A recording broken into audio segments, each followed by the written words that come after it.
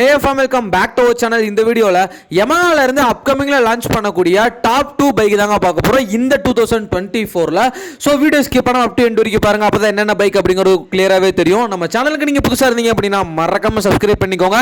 அப்படியே பக்கத்துல உள்ள பெல் ஐகானை கிளிக் பண்ணிட்டு இந்த வீடியோக்கு லைக் பண்ணி விட்டு உங்க ஃப்ரெண்ட்ஸ் ரெண்டு பேருக்கு மட்டும் இந்த வீடியோ ஷேர் பண்ணி விட்டுருங்க. சோ வளவளன்னு பேசாம வீடியோக்குள்ள போலாம். முதல்ல வந்து இந்த நியூஸ் வந்து அஃபிஷியலான நியூஸ் அப்படிங்கறத பாத்தறலாம். இந்த நியூஸ் வந்து அஃபிஷியலான நியூஸ் தாங்க. இந்த Yamaha new 150cc XSR bike வந்து கண்டிப்பா லான்ச் பண்ணுவாங்க இந்த இயர்ல நம்ம எக்ஸ்பெக்ட் பண்ணலாம். ஸோ இந்த பைக்கை பற்றி ஒரு சில அப்டேட்ஸ் அண்ட் ஒரு சில ஃபியூச்சர்ஸ்லாம் சொல்லியிருக்காங்க. ஸோ அதை அப்படியே ஒன் பை ஒன்னாக பார்க்க ஆரம்பிக்கலாம். ஃபஸ்ட்டு நம்ம Yamaha இருந்து ஒன்று தெரிஞ்சுக்க வேண்டியது என்ன அப்படின்னா, நமக்கு தேவை பர்ஃபார்மன்ஸ் ஓரியன்டாகவும் நல்ல பைக்காக இருக்கணும், ரைடிங் கம்ஃபர்ட்டும் ஒரு நல்ல பைக்காக இருக்கணும். அப்படின்னா அந்த மாதிரி பைக்கு எந்த பைக்குமே கிடையாதுங்க Yamaha இருக்குது. Yamaha FZ version 4.2 version 3. So இந்த பைக் எல்லாமே வந்து ஒரு கம்ஃபர்டபுளாக சொல்ல, பர்ஃபார்மன்ஸ் ஓரியன்டாக சொல்லாத, பட் வந்து பவர் கம்மிங்க அந்த பைக்கை பொறுத்தளவுக்கு. பட் ஃபேமிலி கம்ஃபர்ட்டுக்கு தரமான பைக்கு, லாங் ரைடுக்கு ஒரு தரமான பைக்கு. பட் வந்து இனிஷியல் பிக்கப் கொஞ்சம் அந்த பைக்கில் இருக்காது, ஏன்னா பவர் வந்து ரொம்பவே கம்மி பண்ணியிருக்காங்க அந்த Yamaha FZல. ஸோ அதுக்கப்புறம் எம்டியோட பர்ஃபார்மன்ஸ் ஓரியன்டாகவும் அந்த டிசைன் பைக்ஸ் ஒரு நல்ல பைக் இருக்குது Yamaha அப்படின்னா அது வந்து இந்த Yamaha XSR தாங்க நான் சொல்லுவேன். எப்போவுமே உங்களுக்கு நல்லாவே தெரியும், நான் எல்லா வீடியோவில் சொல்கிற மாதிரி தான், எம்டியோட இன்ஜின் வந்து Yamaha R15ஓட இன்ஜின் பிளாட்ஃபார்மில் இருந்து எடுக்கப்பட்டது தான். ஸோ அதே தாங்க Yamaha R15ஓட இன்ஜின் பிளாட்ஃபார்மில் இருந்து எடுக்கப்பட்டது தான் இந்த Yamaha XSR 150cc தாங்க. நெக்ஸ்ட் இந்த பைக்கோட ப்ரைஸ் வந்து பார்த்துடலாம். இப்போ வரைக்கும் அவங்க அப்ராக்சிமேட்டாக சொல்கிற வேல்யூ என்ன அப்படின்னா 1,50,000 to 1,55,000 வரைக்கும் எக்ஸ்ஷோரூம் ப்ரைஸ் இருக்கலாம் அப்படிங்கிற மாதிரி சொல்கிறாங்க. உங்களுக்கு ஆன் ரோட் ப்ரைஸ் அப்படிங்கும்போது ஒரு 1,80,000, 85,000, 90 கூட வராது வாய்ப்புகள் இருக்குது. அதாவது ஒரு அப்ராக்சிமேட்டாக சொல்கிறேன். ஸோ இந்த அளவுக்கு ஆன் ரோட் ப்ரைஸ் வர்றதுக்கு கூட வாய்ப்புகள்லாம் இருக்குங்க. பட் வந்து இந்த பைக்கை ஒரு அண்டர் 1 lakh இல்லைனா 1,10,000 ஸோ அந்த மாதிரி லான்ச் பண்ணாங்க அப்படின்னா எல்லாருமே பார்த்தீங்கன்னா இந்த பைக்கை வாங்குவாங்க. ஒரு தரமான சேல்ஸ் பார்த்தீங்கன்னா எடுத்து கொடுக்கும். உங்கள் எல்லாத்துக்குமே நல்லாவே தெரியும், இப்போ வரைக்கும் Yamahaவில் நல்லா சேல்ஸ் போயிட்டு இருக்கிறது Yamaha FZ பைக் மட்டும்தான், அந்த FZ வெர்ஷன். ஸோ அந்த சீரீஸ் மட்டும்தான் நல்லாவே சேல்ஸ் போயிட்டு இருக்கு, இப்போ வரைக்கும் டாப்பில் வச்சுருக்காங்க. ஸோ இந்த பைக்கை அண்டர் 1 lakh இல்லைனா 1,10,000 கூட லான்ச் பண்ணாங்க அப்படின்னா கண்டிப்பாக நிறையா சேல்ஸ் போகும். கண்ணை முடிட்டு நீங்களும் வாங்கலாம். அடுத்தது இந்த பைக்கோட இன்ஜின் ஸ்பெக்கை பற்றி பார்த்துடலாங்க. 155cc single cylinder liquid cool 4 valve engine தான் இந்த பைக்கில் பயன்படுத்தியிருக்காங்க. R15 விட இது கொஞ்சம் பவர் அண்ட் டார்க் கொஞ்சம் அதிகமாகவே தாங்க இருக்கு.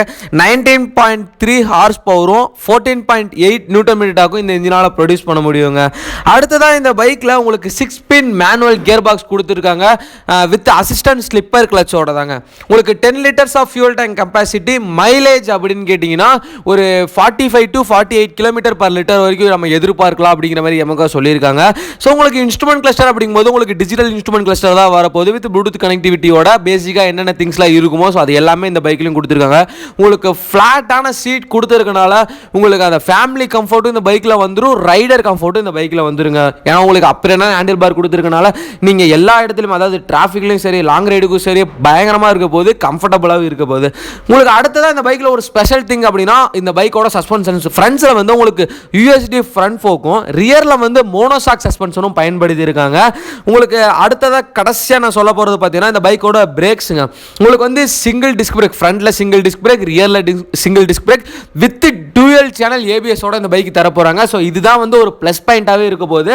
ஸோ நான் சொன்ன கான்ஃபிகரேஷனில் இந்த பைக் லான்ச் ஆச்சு அப்படின்னா கண்டிப்பாக ஒரு பெஸ்ட் பைக்காக இருக்குங்க. பைக் மார்க்கெட்டுக்கு வந்துச்சு அப்படின்னா யாரெல்லாம் வாங்குவீங்க அப்படிங்கிறத மறக்காம கமெண்ட் செக்ஷனில் கமெண்ட் பண்ணுங்க, நானும் பார்த்து தெரிஞ்சுக்கிறேன். நெக்ஸ்ட் நம்மளோட லிஸ்ட்ல Yamaha RX 110cc.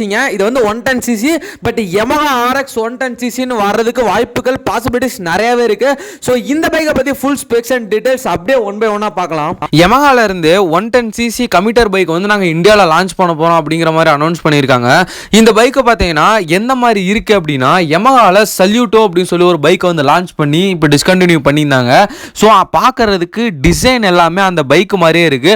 உங்க யாருக்காச்சும் அந்த பைக் மாதிரி இந்த டிசைன், இந்த பைக்கோட டிசைன் இருக்கு அப்படின்னு தோணுச்சுன்னா மறக்காம கீழே உள்ள கமெண்ட் பாக்ஸ்ல பார்த்தீங்கன்னா கமெண்ட் பண்ணுங்க. அதுதான் ஃபர்ஸ்ட் பார்த்தீங்கன்னா இந்த பைக்கோட எக்ஸ்ஷோரூம் பிரைஸ் எவ்வளோ அப்படின்னா 80,000 வரைக்கும் சொல்லியிருக்காங்க. அதாவது பேஸ் வேரியன்ட் வந்து 80,000 எக்ஸோரூம் பிரைஸ்னு சொல்லியிருக்காங்க. அடுத்த ஒரு விஷயமா நான் சொல்லிக்கிறேன், இது யாருமே எந்த யூடியூபருமே சொல்ல மாட்டான், இதனால நான் சொல்லிக்கிறேன். நிறைய பேர் வந்து இந்த விஷயம்லாம் உனக்கு யாரா சொல்றது, என்னடா பண்றது அப்படின்னு கேட்குறாங்க. ஒரு கண்டென்ட் கிரியேட்டராக இருந்தால் அவன் யூடியூபு நெக்ஸ்ட்டு கூகுள் ஸோ இதெல்லாத்தையும் அலசி ஆராய்ஞ்சு அவனுக்கு ஒரு கண்டென்ட்டை பார்த்தீங்கன்னா கிரியேட் பண்ணுவான். ஸோ அதே மாதிரி தான் நானும் கிரியேட் பண்ணுறேன். நான் ஸ்டார்டிங்லேயே சொல்லியிருந்தேன், நான் என்னென்ன பைக்லாம் சொல்கிறேனோ அந்த பைக்கில் கூகுள் பண்ணி பாருங்கள், கண்டிப்பாக பார்த்தீங்கன்னா அதில் ஒரு சில பைக்லாம் வரும். ஒரு சில பைக் வந்து நான் யூடியூப்ல இருந்து தேடி கண்டுபிடிச்சி எடுத்த பைக்காக தான் இருக்கும். ஸோ ஒரு கண்டென்ட் கிரியேட்டர் அப்படின்னா எல்லாத்தையும் சேர்ந்து தான் எடுப்பான். நானும் அதே மாதிரி தான் இந்த பைக்ஸ் எல்லாத்தையும் எடுத்து போட்டுக்கிட்டு இருக்கேன். எனக்கு தெரிஞ்சு இந்த பைக் எந்தெந்த பைக்குகளாம் காம்படிஷனாக வரும் அப்படின்னு பார்த்தீங்கன்னா, நம்ம எக்ஸாம்பிளுக்கு ஒரு ஹோண்டா எடுத்துக்கலாம். ஹோண்டாவில் SP 125 இருக்குது அந்த பைக்குக்கு, அப்புறம் ஷைன் 110 இருக்குது.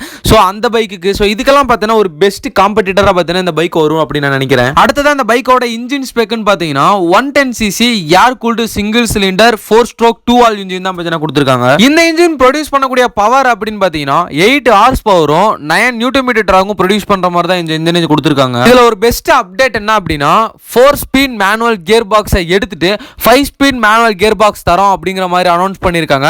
5-speed மேனுவல் கியர் பாக்ஸ் கொடுத்தாங்க அப்படின்னா இந்த பைக்கோட சடன் பிக்கப்பும் சரி, அடுத்து டாப் எண்டும் சரி வேற மாதிரி இருக்கும் தான் நானும் நினைப்பேன். ஏன்னா 4-speed மேனுவல் கியர் பாக்ஸை எடுத்துட்டு 5-speed மேனுவல் கியர் பாக்ஸ் தரும்போது நமக்கு வந்து சடன் இனிஷியல் பிக்கப்பும் சரி, டாப் எண்டும் நல்லாவே இருக்கும். 125cc உள்ள எல்லா பைக்குக்குமே இந்த பைக் வந்து ஒரு பெரிய காம்படிட்டராக இருக்கும் அப்படின்னு தான் நான் நினைக்கிறேன். இந்த பைக்கை வந்து RX 110 அப்படின்னு சொல்லி லான்ச் பண்றதுக்கு ஏகப்பட்ட பாசிபிலிட்டிஸ் இருக்கு. அப்படி இல்லை அப்படின்னா YZZ 110 அப்படின்னு லான்ச் பண்றதுக்கும் பாசிபிலிட்டிஸ்லாம் இருக்கு. ஒருவேளை YZZ 110 லான்ச் பண்ணாங்க அப்படின்னா இந்த பைக்கோட பிரைஸ், இது ஃபியூச்சர்ஸ், ஸ்பெக்ஸ் எல்லாமே பார்த்தீங்கன்னா ஒரே மாதிரி தான் இருக்க போது, நேம் மட்டும் தான் சேஞ்ச் பண்ற மாதிரி இருக்கும். இந்த பைக்கோட சஸ்பென்ஷன் டைப் அப்படின்னு பார்த்தீங்கன்னா ஃப்ரண்ட்ஸ்ல வந்து டெலஸ்கோபிக் ஃபோர்க்கும், ரியர்ல வந்து ட்வின் ஷார்க் அப்சர்வ் தான் கொடுக்க போறாங்க. எனக்கு இதுல ரொம்ப பிடிச்சதா பார்த்தீங்கன்னா இந்த பைக்கோட வெயிட் தான். இந்த பைக்கோட வெயிட் எவ்வளவு இருக்கும் அப்படின்னு நீங்க நினைச்சீங்கன்னா மறக்காம கீழே உள்ள கமெண்ட் பாக்ஸ்ல கமெண்ட் பண்ணுங்க. இந்த பைக்கோட வெயிட் எவ்வளவு தெரியுமா? 100 kg, வெறும் 100 கிலோ தான் இந்த பைக்கோட வெயிட். ஸோ ரொம்ப வெயிட்லெஸ் ஆன ஒரு பைக்காக தான் இருக்க போகுது. அடுத்ததாக பார்த்தீங்கன்னா இந்த பைக்கோட ஃபியூல் டேங்க் கெப்பாசிட்டி வந்து 8 liters of fuel tank capacity. இந்த பைக்கோட மைலேஜ் எவ்வளோ சொல்றாங்க அப்படின்னா 50 km/L 55 km/L வரைக்கும் கொடுக்கும் அப்படிங்கிற மாதிரி Yamaha தரப்புல இருந்து சொல்றாங்க. அடுத்து இந்த பைக்கோட லைட்டிங் செக்ஷன் அப்படின்னு பார்த்தீங்கன்னா உங்களுக்கு ஹெட்லைட் வந்து ஹாலஜன்ல தான் வரப்போகுது. நெக்ஸ்ட் டெயில் லைட்டும் ஹாலஜன்ல தான் வரப்போகுது. 4 இண்டிகேட்டரும் பார்த்தீங்கன்னா ஹாலஜன்ல தான் வரப்போகுது. மொத்தமா இந்த பைக்கோட லைட்டிங் செக்ஷன் எல்லாமே ஹாலஜன்ல தான் தர போறாங்க. என்னதான் ஹாலஜன்ல கொடுத்திருந்தாலும் லைட்ஸ் மட்டும் பட் பில்ட் குவாலிட்டி வந்து பயங்கரமா தாங்க இருக்கு. ஒரு கமிட்டர் பைக்குக்கு என்னென்னலாம் தேவையோ எல்லாமே பார்த்தீங்கன்னா இந்த பைக்ல 100% கொடுத்துருக்காங்க. அடுத்ததா இன்ஸ்ட்ருமெண்ட் கிளஸ்டர்னா இப்போ நீங்க டிஸ்பிளேல பார்க்குற மாதிரி உங்களுக்கு அனலாக் இன்ஸ்ட்ருமெண்ட் கிளஸ்டர் தான் தர போறாங்க. அடுத்ததா பார்த்தீங்கன்னா ஒரு ஆன் ரோட் பிரைஸ் அப்படின்னு பார்த்தீங்கன்னா ஒரு 1 lakh கிட்டக்க இந்த பைக் பார்த்தீங்கன்னா ஆன் ரோட் பிரைஸுக்கு வரலாம். எனக்கு தெரிஞ்ச ஒரு நல்ல கமிட்டர் பைக் பார்த்தீங்கன்னா Yamaha லான்ச் பண்ண போறாங்க அப்படிங்கிறத நான் இந்த இடத்துல சொல்லணும். ஸோ இந்த வீடியோ பார்த்தீங்கன்னா இதோட என் பண்ணிக்கிறேன். இந்த பைக் வந்து மார்க்கெட்ல வந்துச்சு அப்படின்னா யார் யாரெல்லாம் வாங்குவீங்க அப்படிங்கிறத மறக்காம கீழே உள்ள கமெண்ட் பாக்ஸ்ல கமெண்ட் பண்ணுங்க. நான் ஸ்டார்டிங்ல சொன்ன மாதிரி இந்த மாதிரி bike upcoming updates, next bike tips and tricks, moto vlog, so இந்த மாதிரி எல்லாமே நம்ம சேனலில் இருக்கு. பழைய வீடியோலாம் செக் பண்ணி பாருங்க, கண்டிப்பாக உங்களுக்கு ரொம்பவே யூஸ்ஃபுல்லாக தான் இருக்கும். லவ் யூ கைஸ், அடுத்த வீடியோவில் பார்க்கலாம். போகிறதுக்கு முன்னாடி நம்ம சேனல் சப்ஸ்கிரைப் பண்ணாதவங்க சப்ஸ்கிரைப் பண்ணிக்கோங்க.